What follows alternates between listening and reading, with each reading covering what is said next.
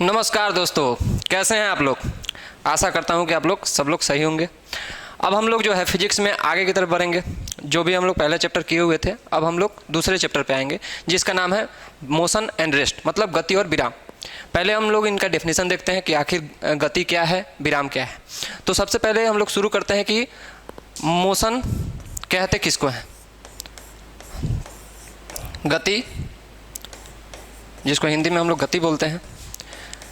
कोई भी वस्तु अगर अपना जगह परिवर्तित करता है, अगर अपना प्लेस चेंज करता है, तो उसको हम लोग क्या बोलेंगे, मोशन में बोलेंगे। तो अगर हम इसको डिफाइन करना चाहें, अगर इसको हम परिभाषित करें, तो क्या बोल सकते हैं कि कोई भी वस्तु, सिंपल सा शब्द में, कोई भी वस्तु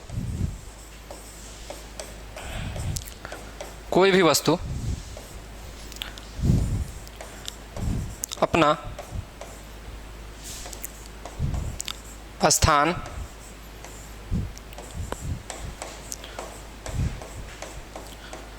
परिवर्तन करता है तो उसको हम लोग गति में बोलेंगे। जैसे अगर ये पेन है, अगर इसको हम छोड़ते हैं तो यह क्या हुआ, अपना जगह चेंज किया, परिवर्तित किया, तो उसको हम लोग क्या बोलेंगे, मोशन में बोलेंगे। अगर हम विराम बोले तो विराम जस्ट इसका अपोजिट हो जाएगा, इसका उल्टा। कहने का मतलब है कि कोई भी वस्तु क्या होगा, अपना स्थान परिवर्तित नहीं करेगा। अगर हम इसको ऐसे भी बोले, समय के अनुसार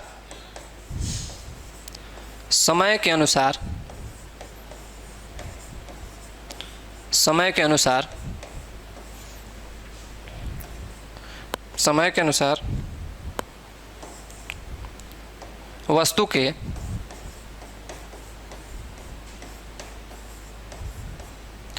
स्थान में परिवर्तन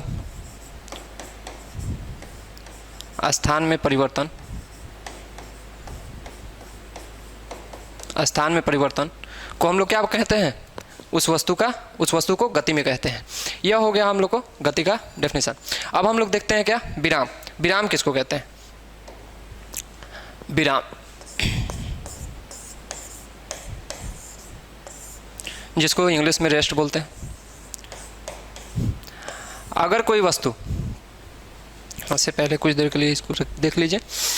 गति, किसी भी वस्तु अपना स्थान परिवर्तित करता है तो उसको हम लोग क्या बोलेंगे, गति में बोलेंगे। या समय के अनुसार वस्तु के स्थान में परिवर्तन होगा तो क्या बोलेंगे, गति में बोलेंगे। तो अभी जो हम दूसरा देख रहे हैं विराम, तो सेम उसका ही उल्टा हो जाएगा। क्या हो जाएगा कि अगर कोई वस्तु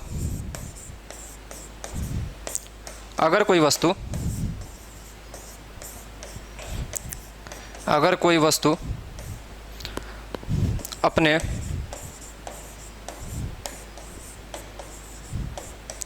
स्थान में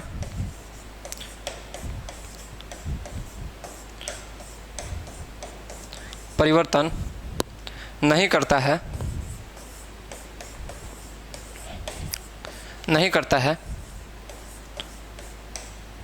तो इसको क्या बोलेंगे हम लोग, उस वस्तु को विराम में बोलेंगे। जैसे कोई भी रुका हुआ चीज़ क्या होगा, विराम में होगा। ऐसे जरूरी नहीं है कि कोई रुका हुआ चीज़, जैसे मान लीजिए दो ट्रेन है, एक ट्रेन है ए और एक ट्रेन है बी। अगर दोनों का मोशन का डायरेक्शन एक ही डायरेक्शन में है, तो इसमें जैसे दो व्यक्ति हो गए, मान लेते हैं सी और डी, तो यह दोनों जो व्यक्ति होंगे आपस में अगर इनको एक दूसरे के रेस्पेक्ट में देखें तो यह क्या होंगे, रेस्ट में होंगे। तो ज़रूरी नहीं है कि कोई ऑब्जेक्ट, अगर इससे हम लोग देखें कि यह परिभाषा से देखें तो हम लोग को लगेगा कि कोई भी चीज़ रुका हुआ है तो वो क्या है, रेस्ट में है, लेकिन मोशन में है तो रेस्ट में नहीं है।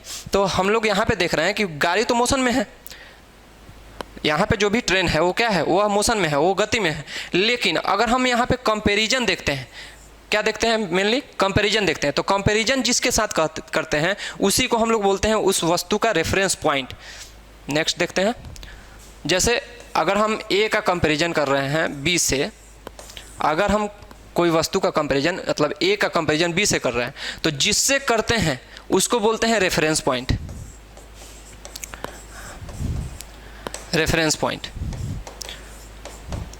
ठीक है।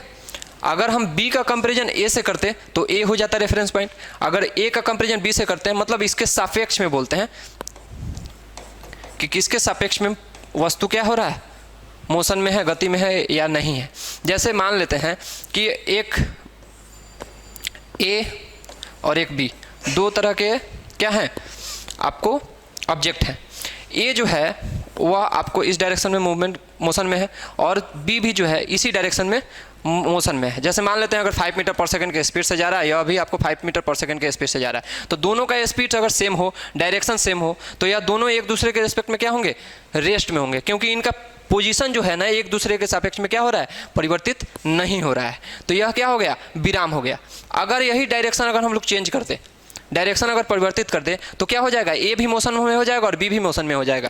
बी का अगर बी का बोले कि ए के सापेक्ष में क्या है तो मोशन में है, और ए को बोले बी के सापेक्ष में तो ए भी मोशन में हो जाएगा। तो इस तरह से हम लोग जो है जानते हैं कि कोई अब वस्तु जो है अगर गति में है तो कब गति में होगा, अगर विराम में है तो कब विराम में होगा। अब हम लोग इसका जो है गति का प्रकार देखते हैं कि गति का कितने प्रकार होते हैं।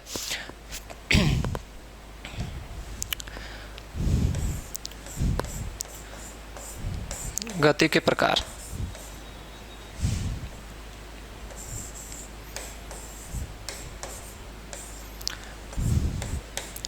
Types of motion.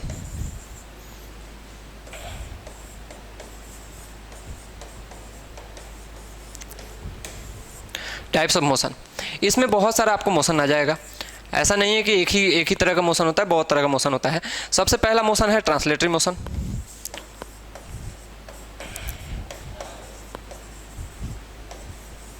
Translatory motion 2 minute.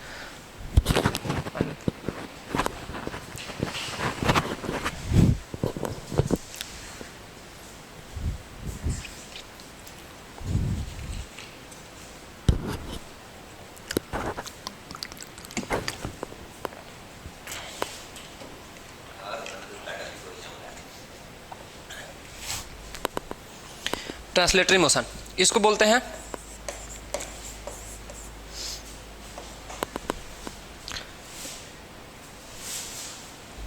अनुवादात्मक गति। अनुवादात्मक गति, ट्रांसलेटरी मोशन को क्या बोलते हैं, अनुवादात्मक गति। अब यह क्या होता है कि कोई भी वस्तु का सारा बिंदु, कोई भी वस्तु का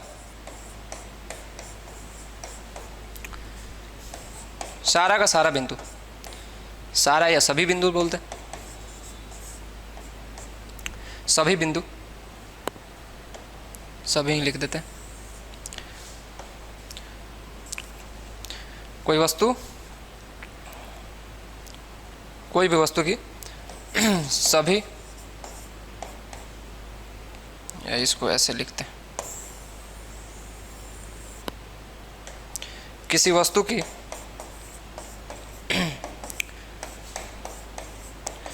किसी वस्तु की सभी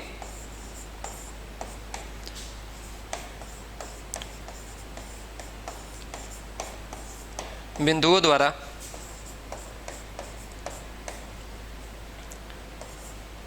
निश्चित समय में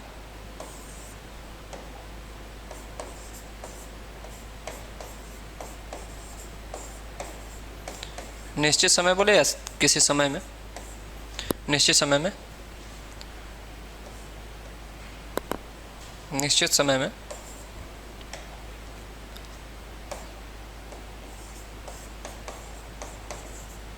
या ऐसे बोल सकते हैं इसको, समान समय में समान दूरी तय करता है। इसको निश्चित समय ना लिख के समान समय लिख सकते हैं, समान समय में समान दूरी तय करता है। समय में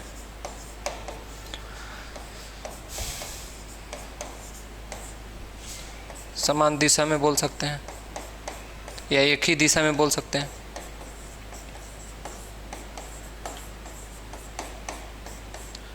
दिशा में तय की गई दूरी।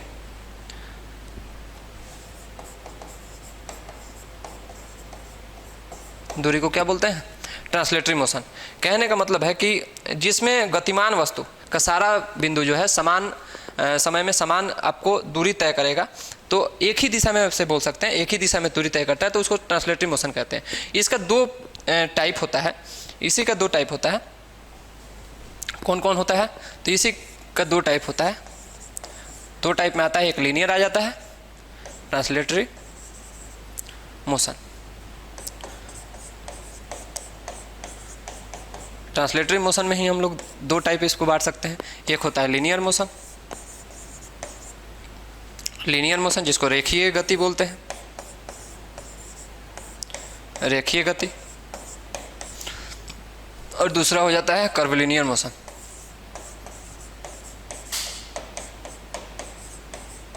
कर्वलिनियर मोशन जिसको वक्र गति बोलते हैं, वक्रीय गति भी इसको बोलते हैं। वक्र बोलिए या वक्रीय गति बोल दीजिए। यह दो जो है आपको ट्रांसलेटरी मोशन का ही होता है प्रकार। क्यों इसको ट्रांसलेटरी मोशन का ही प्रकार कहते हैं? क्योंकि यह भी आपको एक ही दिशा में क्या करते हैं, समान समय में आपको समान दूरी तय करते हैं। जैसे अगर मतलब समान समय कह सकते हैं, जैसे ये सीधी रेखा में एक ही दिशा में है, एक ही दिशा में गति कर रहा है, वह भी आपको क्या है, एक कर्व पाथ पे एक ही दिशा में कर रहा है। ठीक है, तो यह क्या हो गया, कर्वलिनियर मोशन हो गया। मतलब यह जो वक्र पाथ पे गति करे उसको वक्रीय गति मतलब कर्वलिनियर मोशन, और रेखीय गति मतलब जो सीधी रेखा में गति करे उसको हम लोग रेखीय गति कहते हैं। तो इसको अगर हम लोग परिभाषित करें तो क्या बोलेंगे, किसी वस्तु द्वारा सीधी रेखा में गति,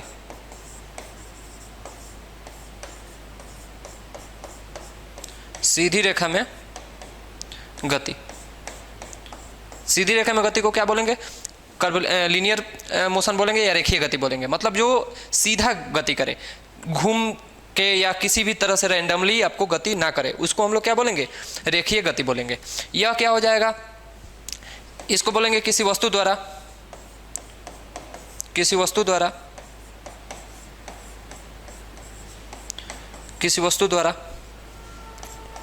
वक्र पथ या वक्र वृत्तीय गति, वृत्तीय गति। किसी वस्तु द्वारा वक्र या वृत्तीय गति को हम लोग क्या बोलेंगे, कर्वलिनियर मोशन बोलेंगे। लीनियर मोशन क्या होगा कि किसी वस्तु द्वारा सीधी रेखा में गति को हम लोग लीनियर मोशन बोलेंगे। जैसे अगर हम लोग सीधा चलते हैं तो क्या हो जाएगा, वह लीनियर मोशन हो जाएगा, सीधे रेखीय गति हो जाएगा। और कर्वलिनियर मतलब अगर हम लोग जैसे आपको बोल सकते हैं कि रिवॉल्यूशन, ये भी आपको क्या है, वक्रीय गति। एक वक्र पाथ पे क्या हो रहा है, गति हो रहा है, उसको हम लोग क्या बोलेंगे, वक्रीय गति बोलेंगे। तो जो भी अर्थ हो गया, जैसे कोई भी प्लेनेट हो गया, कोई भी ग्रह हो गया, अगर वह कर्व पाथ पे क्या कर रहा है, घूम रहा है, तो वह घूमने का गति हो जाएगा क्या, आपको वक्रीय गति। क्योंकि यहाँ पे सीधा सीधा है, जो वृत्तीय गति करे, वृत्त कब भी बनेगा, वृत्त भी आपको सीधा सीधा क्या है, कर्व ही है। तो इस पथ पे अगर कोई गति करता है तो यह क्या हो गया, वक्रीय गति हो गया। और यह पूरा का पूरा अगर हम बोले कि वृत्तीय पाथ पे, तो इसको सर्कुलर मोशन भी बोलते हैं, मतलब वृत्तीय गति भी बोलते हैं। वो भी एक टाइप ही है आपको मोशन का। तो हम लोग आगे देखते हैं इसका नेक्स्ट टाइप, तीसरा।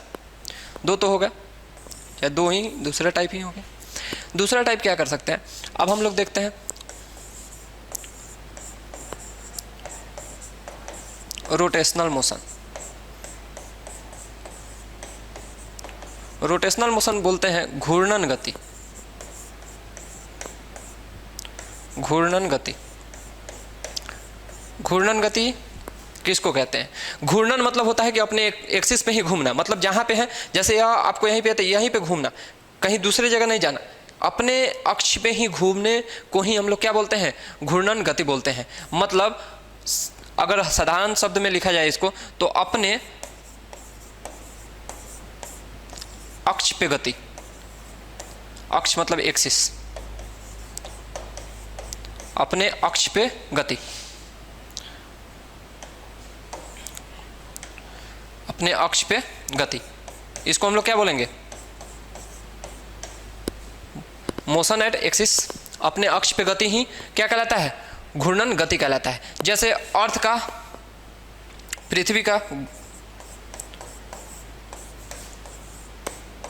का अपने अक्ष पे घूमना, जिसके चलते रात और दिन होता है।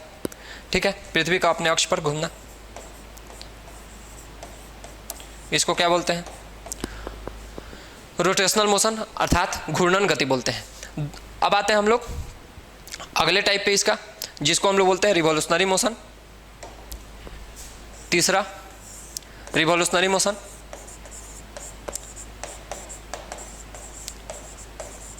Revolutionary motion.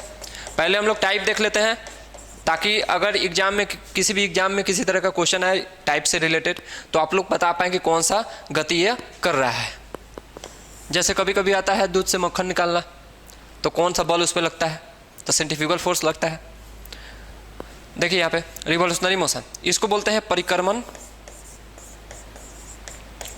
परिक्रमण गति, परिक्रमण गति। परिक्रमण गति कहने का मतलब क्या है?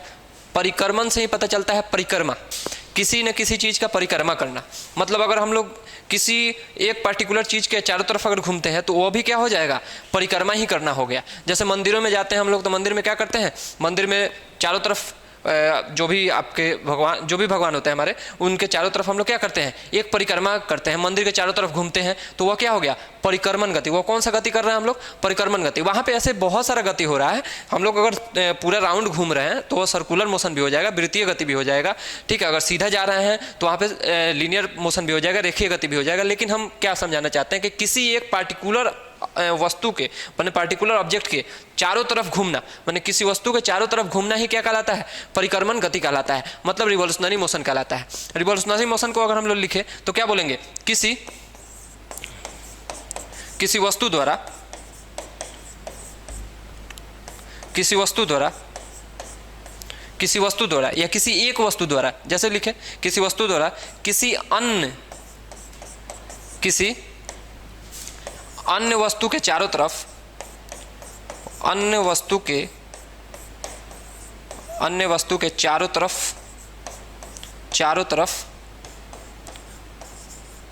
तरफ घूमना। चारों तरफ क्या करना?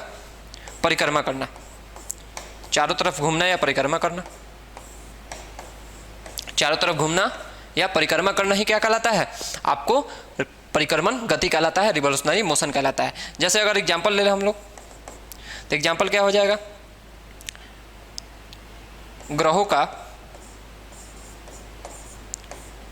ग्रहों की गति, ग्रहों की गति जो होगा ना, यहाँ पे दो तरह से हो सकता है। देखिए ग्रहों की गति, ग्रहों की गति कहने का मतलब है कि ग्रह जिस गति पे आपको मूवमेंट कर रहा है, मोशन कर रहा है, वो किसी न किसी के चारों तरफ हो गया, तो ग्रहों की गति भी आपको क्या हो जाएगा? परिक्रमण गति हो जाएगा। अब देखिए यहाँ पे दो चीज फंसता है, एक होता है कि रोटेशनल मोशन किसको बोलेंगे, ठीक है, और रिवॉल्यूशनरी मोशन किसको बोलेंगे? क्योंकि यहाँ पे सीधा अगर ग्रहों की गति लिख रहे हैं तो यहाँ से नहीं पता चलेगा कि हमको परिक्रमण गति है वो कि आपको घूर्णन गति है। तो जब भी आपको अपने अक्ष पे एक्सिस का बात हो जाए, कहीं भी एक्सिस का बात हो जाए, तो एक्सिस का जब बात होगा तो वह हो जाएगा आपको घूर्णन गति, घूर्णन हो जाएगा। और जब भी आपको किसी दूसरे ऑब्जेक्ट के, जैसे ग्रहों की गति है सूर्य के चारों तरफ, सूर्य के चारों तरफ, हमारे सौर मंडल में जो ग्रहों की गति है वो सूर्य के चारों तरफ होती है, तो सूर्य के चारों तरफ मतलब किसी वस्तु का बात हो जाएगा, अन्य वस्तु का बात हो जाएगा। अगर अन्य वस्तु का बात करें तो वह हो जाएगा आपको रिवॉल्यूशनरी मोशन।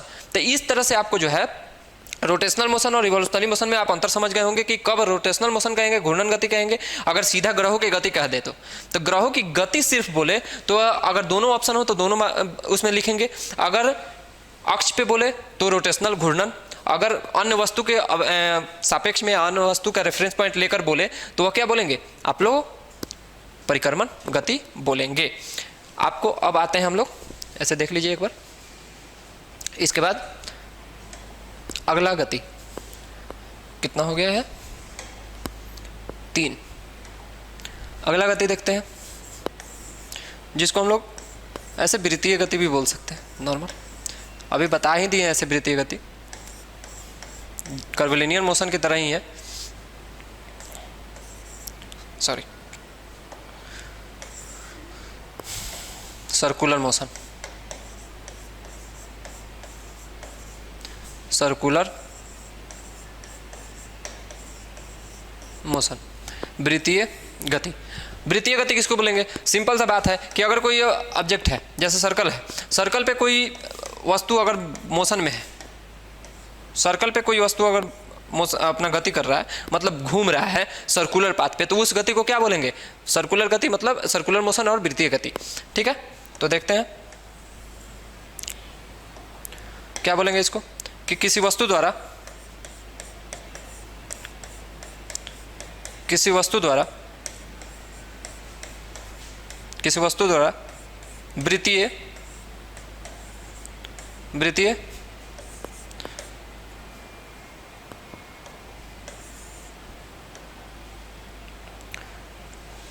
वृत्तीय पथ पर गति,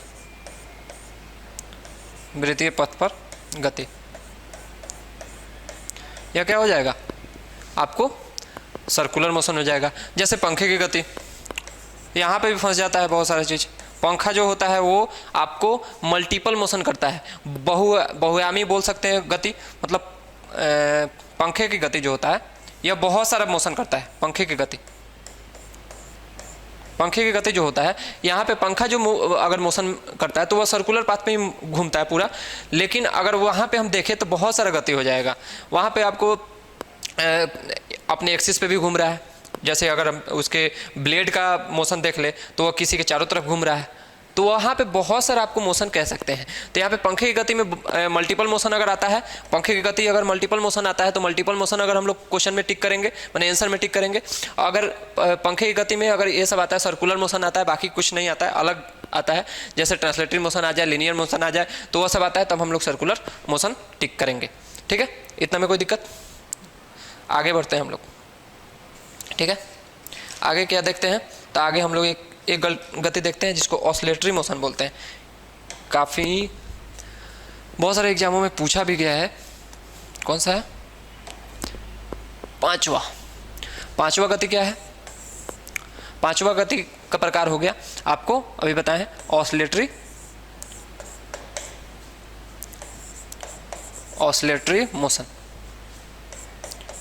मोशन, जिसको हिंदी में बोलते हैं दोलन गति। क्या बोलते हैं? दोलन गति बोलते हैं। दोलन का मतलब होता है डोलना, सीधा सीधा है कि जैसे झूला आगे पीछे घूमता है, ठीक है, जैसे पेंडुलम वो भी आगे पीछे घूमता है, तो आगे पीछे की गति को ही हम लोग क्या बोलते हैं? ऑसिलेटरी मोशन बोलते हैं। मतलब किसी वस्तु द्वारा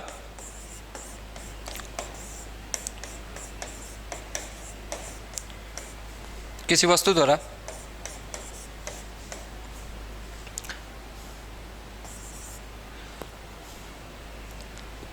वस्तु द्वारा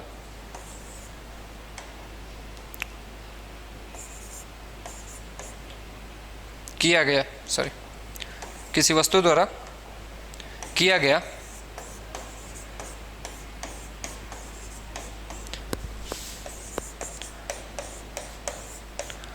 आगे पीछे गति,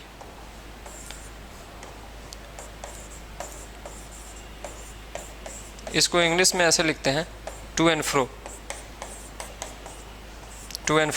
या बैक एंड फोर्थ। यह आपको क्या हो जाएगा? Oscillatory motion. जैसे झूला की गति, जो झूला होता है उसका गति जो होगा वो क्या होगा? ऑसिलेटरी मोशन होगा। मतलब बैक एंड फोर्थ मोशन जो होता है वो क्या कहलाता है? Oscillatory motion. मतलब एक ऐसे भी इसको लिखा जा सकता है कि एक निश्चित बिंदु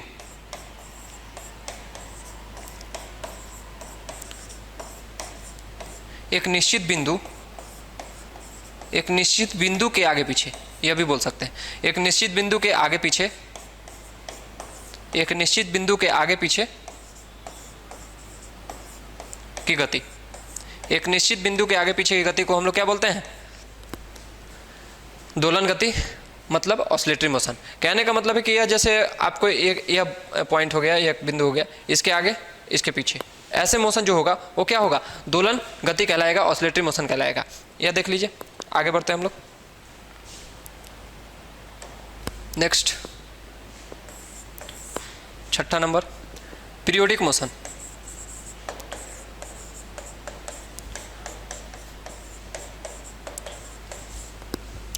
इसको बोलते हैं आवर्त गति, पीरियोडिक मोशन। कहने का मतलब है कि निश्चित समय अंतराल,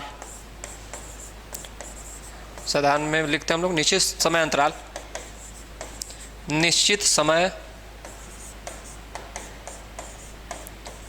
अंतराल के बाद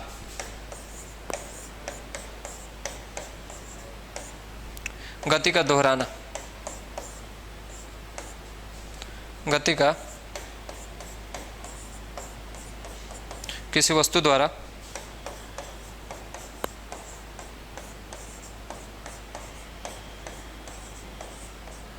दोहराना क्या कहलाता है?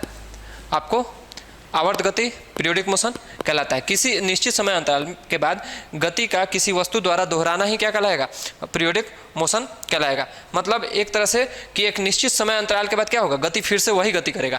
मतलब एक तरह से कोई ऑब्जेक्ट क्या करेगा? वही गति करेगा। जैसे मान लीजिए कि अर्थ जो है अपने एक्सिस पे घूमता है, मतलब 24 घंटे में एक पूरा घूम गया, फिर उसके बाद 24 घंटे में एक बार घूमेगा। जो ऐसे उसी तरह जैसे एक सन के चारों तरफ जो है अर्थ क्या करता है? रिवॉल्यूशन करता है, मतलब परिक्रमण करता है। आपको कितना दिन में? 365 दिन, मतलब उसको लगभग 365 माना जाता है, मतलब 1 साल लग जाता है उसको।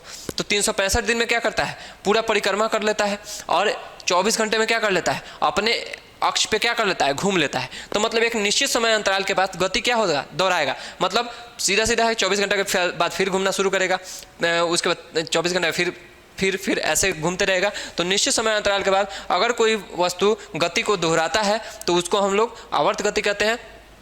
अगर यहीं पे हम लिख दें कि निश्चित समय अंतराल के बाद कोई वस्तु गति को नहीं दोहराता है तो उसको क्या बोलेंगे? नॉन पीरियोडिक मोशन बोलेंगे। ठीक है, कौन सा था? 6। अब आते हैं 7वां मोशन। ठीक है, ऐसे नॉन पीरियोडिक मोशन भी हम लोग कर सकते हैं, लेकिन एक उसका क्या है? जस्ट उसका उल्टा है कि निश्चित समय अंतराल में अगर कोई वस्तु अगर नहीं घूमता है, नहीं अपना गति दोहराता नहीं है, तो उसको क्या बोलेंगे हम लोग? नॉन पीरियोडिक मोशन बोलेंगे। तो हम लोग उसको बस देख ही लिए कि नॉन पीरियोडिक मोशन क्या है। अब देखते हैं एक वाइब्रेटरी मोशन।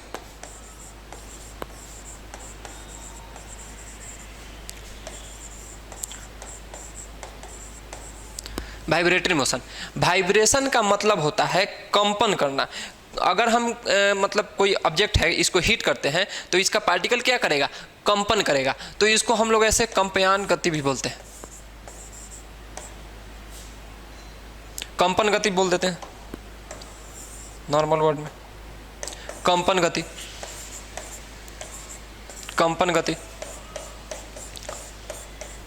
ठीक है। इस गति में क्या होता है कि वस्तु अपना स्थान परिवर्तित नहीं करता है, अपने स्थान पे ही कंपन करता है। तो उस तरह के वस्तु को क्या बोलते हैं हम लोग? उस वस्तु क्या बोलते हैं? कंपन गति बोलते हैं। उस गति को क्या बोलेंगे? कंपन गति बोलेंगे। किसी वस्तु द्वारा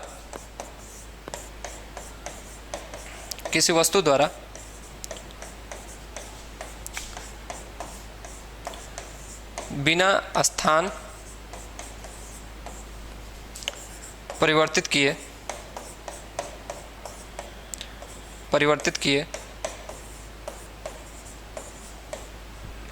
किसी वस्तु द्वारा बिना स्थान परिवर्तित किए अपने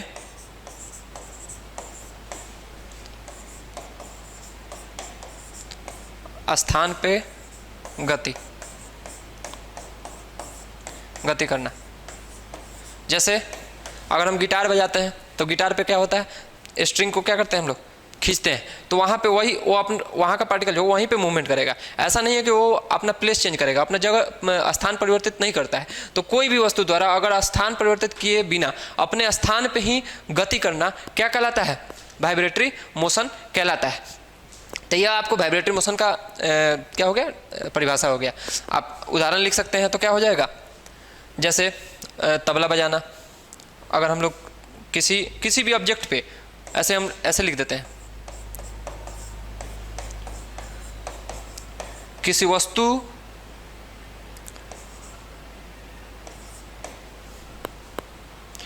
वस्तु पे, या सीधा इसको बोल देते हैं,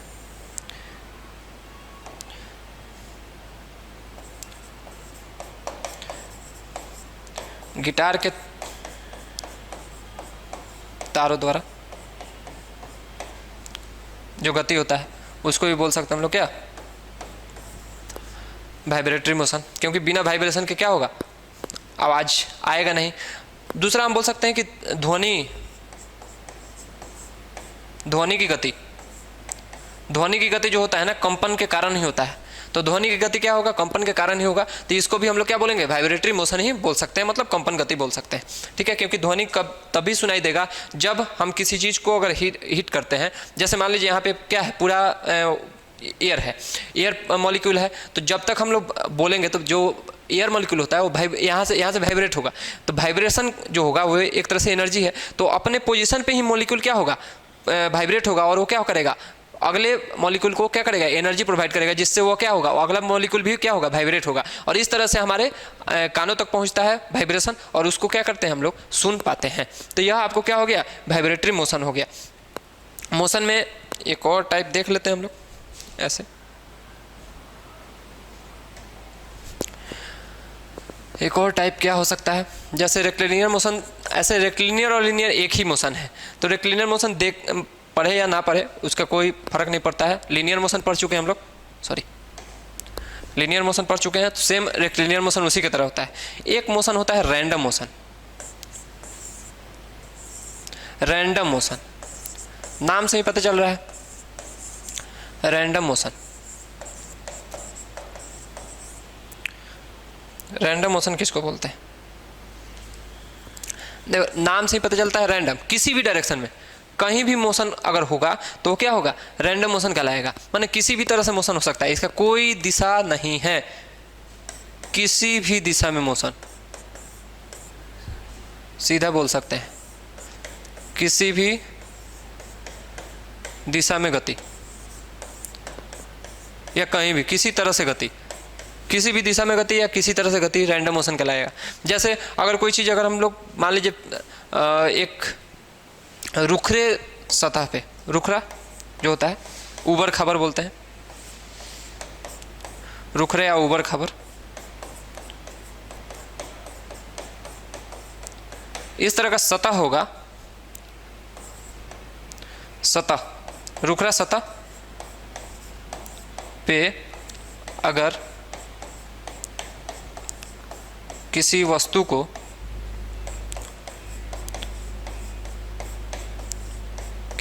फेंकते हैं, किसी वस्तु को फेंकते हैं, अगर रुखरे सतह पे किसी वस्तु को अगर फेंकते हैं तो उसका दिशा कहाँ पे होगा, किस डायरेक्शन में वो मूवमेंट मोशन करेगा, उसका कोई दिशा फिक्स नहीं रहता है, तो उस तरह के हम मोशन को क्या बोलते हैं, रैंडम मोशन बोलते हैं आपको, क्योंकि वो किसी भी डायरेक्शन में जा सकता है, डायरेक्शन उसका फिक्स नहीं होता है। इसका अगर हिंदी देखा जाए तो हिंदी इसका होता है यादृच्छिक गति होता है, यादृच्छिक गति, हिंदी देख लीजिए, इसका हिंदी छूट गया था, ठीक है, इसको क्या बोलते हैं, यादृच्छिक गति बोलते हैं। तो इस तरह से हम लोग जो है लगभग मोशन का सारा टाइप देख चुके। अब हम लोगों के पास कुछ और टाइप बचा नहीं है जैसे जिगजैग मोशन हो गया, ठीक है, टेढ़ा मेढ़ा मोशन बोलते हैं, मैंने जिगजैग मोशन मतलब जो चीज़ टेढ़ा मेढ़ा अगर घूमता है तो उसको हम लोग जिगजैग मोशन बोलते हैं। जैसे सांप का मोशन, अगर सांप घूमता है तो क्या होता है, सांप किस गति को करता है, तो वह जिगजैग करता है, मतलब टेढ़ा मेढ़ा घूमता है, तो उसको बोलते हैं। मल्टीपल मोशन किसको बोलेंगे, मतलब बहुयाम बोल सकते हैं मोशन, मतलब जो बहुत गति करे, बहुत सारा गति एक साथ करे। जैसे बोले थे ना कि पंखे का गति, पंखा जो होता है सर्कुलर मोशन भी करता है, अपने एक्सिस पे घूमता है, तो वो क्या हो गया, रोटेशनल मोशन भी कर दिया, पीरियोडिक मोशन भी कर दिया। तो यहाँ पे क्या हो गया, एक ऑब्जेक्ट अगर बहुत सारा मोशन को दिखाता है तो उसको हम लोग बोलते हैं, क्या बोलेंगे, मल्टीपल मोशन। मतलब मल्टीपल मोशन अगर हम लोग उसका हिंदी देखें तो एकाधिक गति होता है, एक से अधिक गति, सीधा सीधा है, ठीक है। तो एक से अधिक गति करेंगे तो क्या हो जाएगा, मल्टीपल मोशन हो जाएगा। तो इस तरह से आपका क्या हो गया, मोशन का टाइप लगभग हम लोग देख लिए। अब इसमें थोड़ा सा आगे बढ़ते हैं, जैसे हम लोग को क्या क्या जरूरत इसमें है।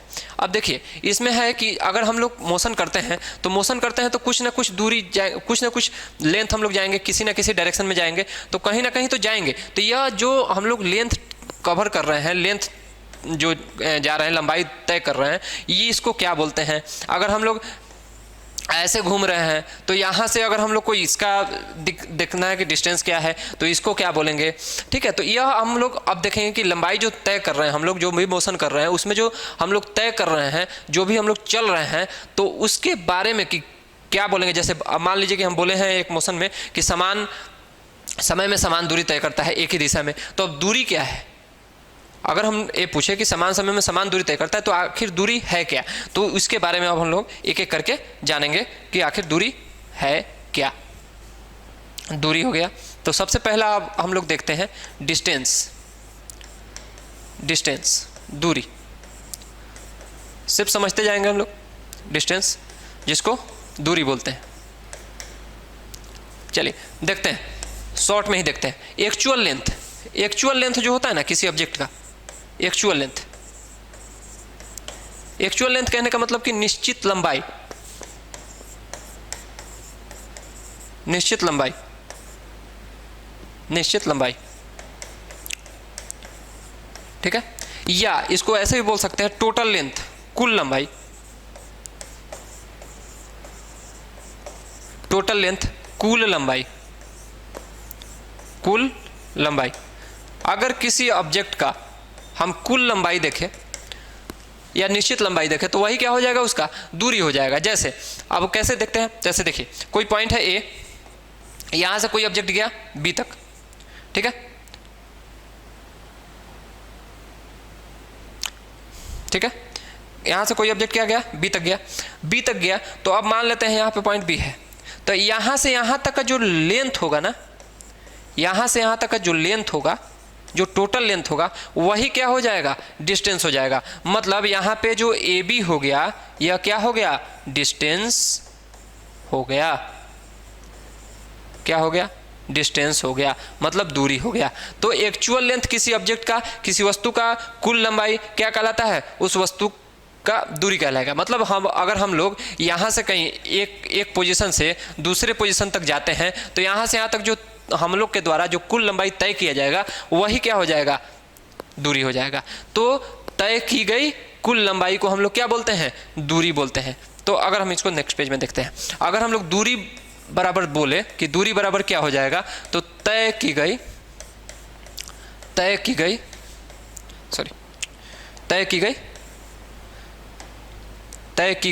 कुल लंबाई, तय की गई कुल लंबाई, तय की गई कुल लंबाई को क्या बोलेंगे हम लोग,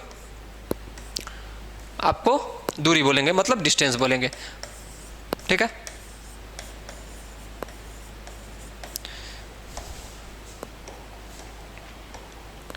जैसे देखते हैं, अगर मान लीजिए उदाहरण देखते हैं,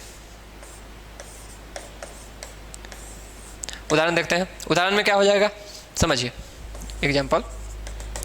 उदाहरण में क्या हो जाएगा, जैसे मान लीजिए कि एक पॉइंट है ए से बी गया, ऐसे अगर हम मान लेते हैं ये पॉइंट बी है, ये सी है, ये डी है, यहाँ से 2 मीटर गया, यहाँ से 3 मीटर, यहाँ से 5 मीटर मान लेते हैं, यह आपको हो गया। तो यहाँ पे अगर हम लोग बोले कि कोई ऑब्जेक्ट है, मान लीजिए कि x जो जा रहा है, तो बताएं कि x के द्वारा तय की गई दूरी कितनी है, x के द्वारा तय की गई दूरी कितनी है। तो अगर हम लोग x के द्वारा तय की गई दूरी निकालेंगे, तो जरूरी नहीं है कि a से b गया, ये गया कहाँ तक है, तो a से d तक गया है। तो a से d तक गया है, तो हम पहले a से b देखेंगे, a से b कितना गया, तो AB टोटल पहले लेंगे, फिर BC प्लस CD, यह टोटल लेंथ जो हो गया वो क्या हो गया, दूरी हो गया। तो अब देखते हैं AB का वैल्यू कितना है, 2, यह हो गया 3, यह हो गया 5, 5 3 8 2 10 मीटर जो है उसके द्वारा दूरी तय किया गया। किसके द्वारा, x के द्वारा। तो x के द्वारा टोटल लेंथ कितना था, तो टोटल लंबाई वही था कि 2 3 5 5 10, मतलब 10 मीटर जो है वो टोटल लेंथ जो है क्या किया, कवर किया, मतलब तय किया। तो तय की गई कुल लंबाई ही क्या कहलाता है, दूरी कहलाता है। इस तरह से हम लोग दूरी को देख लिए। अब हम लोग देखते हैं इसका इसका मात्रक, दूरी का मात्रक, दूरी का मात्रक, दूरी का मात्रक। जैसे हम लोग पिछले जो पर्सन था, चैप्टर था जो मेजरमेंट, तो मेजरमेंट में हम लोग पढ़े हुए थे कि दूरी का मात्रक लंबाई का मात्रक हम लोग पढ़े थे फंडामेंटल यूनिट में, कि लंबाई का मात्रक क्या होता है। तो लंबाई जो होता है फंडामेंटल यूनिट होता है, जो 7 बताए थे, 7 में एक वो भी था, तो फंडामेंटल यूनिट। तो इसको क्या, इसको किस चीज़ में मेजर करते हैं, तो इसको मीटर में मेजर करते हैं। तो लंबाई का ऐसा ही यूनिट जो था वो मीटर था, तो दूरी का मात्रक क्या हो जाएगा, दूरी का मात्रक भी क्या हो जाएगा, मीटर हो जाएगा। मतलब अगर हम बोले कि दूरी का एसआई यूनिट क्या होगा, यह क्या होगा, एसआई यूनिट हो जाएगा। एसआई यूनिट क्या हो जाएगा, मीटर हो जाएगा। तो दूरी का एसआई यूनिट क्या हो गया आपको, मीटर हो गया। अब अगर हम दूरी को बोले तो दूरी क्या है, अदिश राशि है, सदिश राशि है। तो देखें हम लोग क्या किए, एक ये डायरेक्शन हो गया, एक ये डायरेक्शन हो गया, मतलब यहाँ पे हर एक पोजीशन के बाद एक डायरेक्शन चेंज हो रहा है। तो जब डायरेक्शन ही चेंज होगा तो कोई फिक्स डायरेक्शन नहीं होगा, मतलब कोई दिशा फिक्स नहीं होगी, तो हम लोग क्या बोलेंगे उसको, अदिश राशि बोलेंगे। क्या बोलेंगे, अदिश राशि बोलेंगे। तो दूरी क्या है, एक अदिश राशि है। तो अब जिसका भी कंपैरिजन अगर हम दूरी से करेंगे तो वह क्या हो जाएगा, खुद पे खुद अदिश राशि हो जाएगा। तो यहाँ पे हम लोग अब आगे देखते हैं। अच्छा, एक चीज़ और यहाँ पे देख रहे हैं कि ठीक है, मान लेते हैं यह तो ए से बी गया, बी से सी गया, सी से डी गया, यह तो कुल लंबाई हम लोग ले लिए। लेकिन अगर इससे इसको हम मिला दें तो यह क्या हो गया, सबसे छोटा लंबाई होगा, शॉर्टेस्ट डिस्टेंस जिसको बोलते हैं। तो छोटा दूरी को हम लोग क्या बोलेंगे, जैसे मान लीजिए होता है ना कि हम लोग अगर कहीं जा रहे हैं, तो कहीं जाते हैं तो एक होता है कि पूरा घूम कर गए, एक होता है कि शॉर्टकट चले गए, कहीं गली कोई छोटा मोटा गली हो गया और हम लोग चले गए। तो यहाँ पे वही देखना है कि यह जो छोटा सा गली से डायरेक्ट हम लोग जो निकल गए वहीं पे गए, पोजीशन तो वही है कि शुरू किए यहाँ से लेकिन पहुँच गए यहाँ पे, लेकिन बहुत जल्दी पहुँच गए और यहाँ पे पूरा घूम कर गए। तो यह हो गया पूरा घूम कर गए तो दूरी, और जब यह सबसे छोटा डिस्टेंस गए, शॉर्टकट गए, तो यह हो गया आपको विस्थापन। इसको बोलते हैं हम लोग विस्थापन। तो अब विस्थापन क्या होता है उसके बारे में हम लोग जानते हैं कि विस्थापन क्या होता है। तो हम लोग क्या देख रहे हैं, विस्थापन। विस्थापन, विस्थापन मतलब डिस्प्लेसमेंट। डिस्प्लेसमेंट इसको बोलते हैं इंग्लिश में, डिस्प्लेसमेंट। अब विस्थापन, विस्थापन किसको बोलेंगे, देखिए शॉर्टेस्ट डिस्टेंस को बोलते हैं। सीधा सीधा लिखा जाए तो क्या बोलेंगे, शॉर्टेस्ट डिस्टेंस। शॉर्टेस्ट का मतलब होता है छोटी, छोटी दूरी, समझिए, या विस्थापित दूरी। सीधा सीधा क्या हो जाएगा, शॉर्टेस्ट डिस्टेंस हो जाएगा। तो शॉर्टेस्ट डिस्टेंस क्या हो गया, छोटी दूरी को हम लोग क्या बोलेंगे, विस्थापन बोलेंगे। जैसे अगर मान लीजिए वही ले रहे हैं, जैसे ए से बी गया, बी से सी गया, मान लेते हैं बी है और ये सी है, यह गया 2 मीटर, यह गया 3, ऐसे यूनिट में लेते हैं, सॉरी 2 और 3 यूनिट। मान लेते हैं 2 यूनिट गया और यह 3 यूनिट गया, हो सकता है सेंटीमीटर में गया हो, किलोमीटर में गया हो, यूनिट बाद में देखेंगे, पहले हम लोग देखते हैं। तो डिस्प्लेसमेंट कौन सा होगा, तो अभी हम बताए हैं कि शॉर्टेस्ट डिस्टेंस जो होगा वही क्या होगा, आपको डिस्प्लेसमेंट होगा। तो डिस्प्लेसमेंट कौन सा हो गया, यह वाला हो गया। डिस्प्लेसमेंट मतलब विस्थापन। अगर हम लोग देखें तो विस्थापन क्या हो गया, इसको हम लोग क्या बोलेंगे, विस्थापन बोलेंगे। मतलब शॉर्टेस्ट डिस्टेंस क्या हो गया, हमको अगर जाना होगा यहाँ से ए से सी, तो हम ए से बी भी जाते हैं, बी से सी जाते हैं, लेकिन अगर हमको शॉर्टकट कोई चीज़ मिल गया तो ए से सी डायरेक्ट हम लोग चले जाएंगे। तो यही होता है विस्थापन। शॉर्टेस्ट डिस्टेंस को हम लोग क्या बोलते हैं, विस्थापन बोलते हैं। अगर इसका हम वैल्यू निकालें तो देखिए 2 यूनिट है, 3 है, यह मान लीजिए 90 डिग्री है, तो ये क्या हो जाएगा, पाइथागोरस थ्योरम से निकल जाएगा। मतलब 2 का स्क्वायर प्लस 3 का स्क्वायर रूट अंडर, क्योंकि यह क्या होता है, हाइपोटेनस होता है, ठीक है। यह एक परपेंडिकुलर एक बेस, तो परपेंडिकुलर का स्क्वायर और बेस का स्क्वायर का रूट अंडर कीजिएगा तो आपको हाइपोटेनस निकल जाएगा, मतलब एसी का डिस्टेंस निकल जाएगा। तो यह क्या हो गया 4 और यहाँ पे 3 का स्क्वायर मतलब 9, 9 4 13, रूट अंडर 13 आएगा। तो कुछ अगर इसका वैल्यू आएगा डेसिमल में, तो डेसिमल में हो जाएगा कि इतना आपको क्या हो गया, डिस्प्लेसमेंट हो गया, ठीक है। इतना में कोई दिक्कत, चलिए आगे बढ़ते हैं हम लोग, इसके बारे में और थोड़ा सा देखते हैं कि डिस्प्लेसमेंट।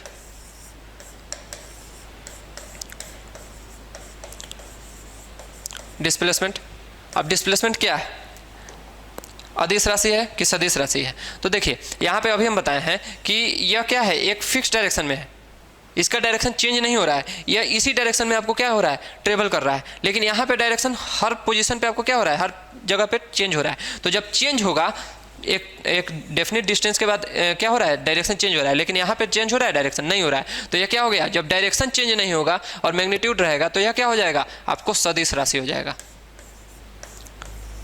सदिश मतलब एक दिशा हो तो सदिश राशि इसको बोलेंगे, वेक्टर क्वांटिटी इसी को बोलते हैं सदिश राशि। अब डिस्प्लेसमेंट का यूनिट क्या होगा, एसआई यूनिट, एसआई यूनिट। तो एक तरह से समझिए कि यहाँ पे हम लोग कुल लंबाई ले रहे हैं, तो यह भी तो लंबाई ही है, यह भी तो लेंथ ही हुआ, तो लेंथ होगा तो इसका भी यूनिट क्या हो जाएगा, मीटर।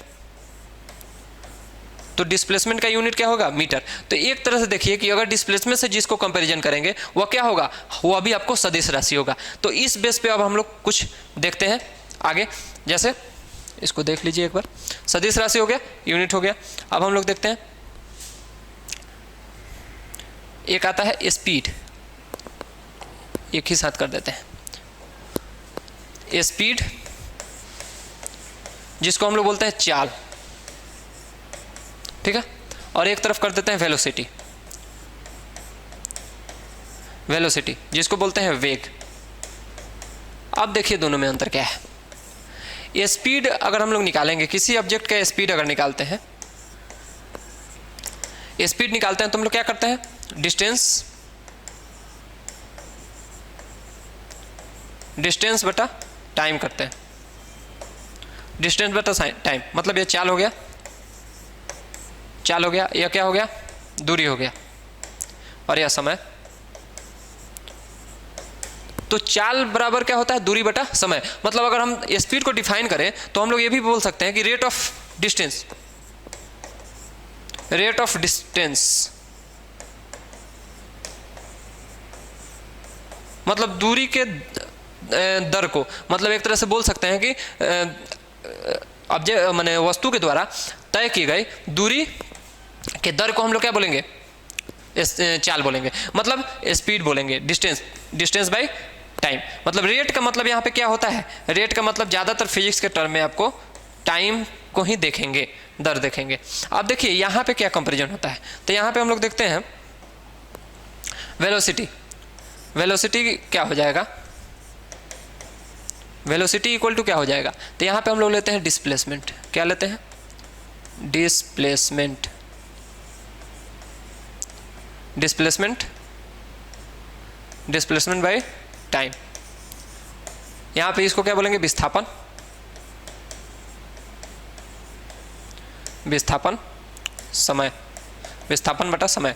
मतलब इसको बोल सकते हैं रेट ऑफ डिस्प्लेसमेंट, वेलोसिटी को बोल सकते हैं रेट ऑफ डिस्प्लेसमेंट, उसको क्या बोलेंगे, रेट ऑफ डिस्प्लेसमेंट, उसको क्या बोलेंगे, वेलोसिटी। मतलब डिस्प्लेसमेंट के दर को हम लोग क्या बोलते हैं, वेग, ठीक है। तो यहाँ पे इसका हिंदी क्या है, वेग, वेग बराबर विस्थापन बटा समय। अब देखें यहाँ पे अभी हम लोग क्या बोले कि डिस्टेंस क्या है, दूरी क्या है, अदिश राशि है, ठीक है। अभी हमको समय नहीं देखना है, समय क्या है, समय का कोई ये नहीं होता है सदिश है कि अदिश है, ठीक है, अदिश राशि है। तो अदिश राशि है, जब इसका कंपैरिजन हम कर रहे हैं तो ये स्पीड भी क्या हो जाएगा, ये अभी आपको क्या हो जाएगा, अदिश राशि हो जाएगा, ये अभी क्या हो जाएगा, आपको अदिश राशि हो जाएगा। आ गया।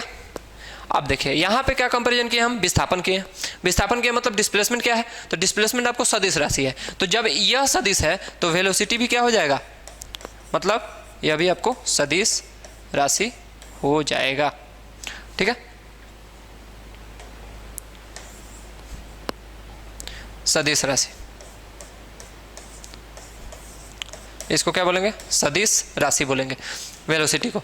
तो जहाँ डिस्प्लेसमेंट क्या था, सदिश था, तो उसका कंपैरिजन किए तो हमको क्या मिला, सदिश राशि। और जहाँ दूरी क्या था, अदिश था, तो अदिश का कंपैरिजन किए तो हमको अदिश ही मिला।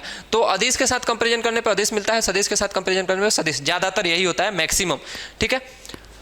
अब क्या है, अब इसका हम लोग यूनिट यहीं पे देख लेते हैं। जैसे इसका अगर हम लोग यह देखें, एसआई यूनिट, एसआई यूनिट, तो एसआई यूनिट क्या होगा, तो डिस्टेंस का एसआई यूनिट क्या होता है, मीटर, और टाइम का एसआई यूनिट सेकेंड। डिस्टेंस का एसआई यूनिट मीटर और टाइम का एसआई यूनिट सेकेंड। तो इसका एसआई यूनिट क्या हो जाएगा, मीटर पर सेकेंड। इसको ऐसे भी लिख सकते हैं, मीटर पर सेकेंड। अब इसका आता है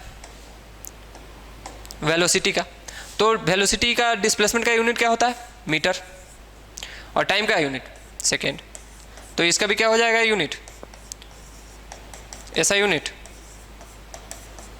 आपको मीटर पर सेकेंड। लेकिन अंतर क्या है कि इसमें डायरेक्शन होगा, इसमें डायरेक्शन नहीं होगा। तो इस तरह से हम लोग जो है ना डिस्टेंस से स्पीड का रिलेशन देखते हैं और डिस्प्लेसमेंट से वेलोसिटी का रिलेशन देखते हैं। अब हम लोग जो है इससे आगे जो है अगले वीडियो में जो है हम लोग मिलेंगे।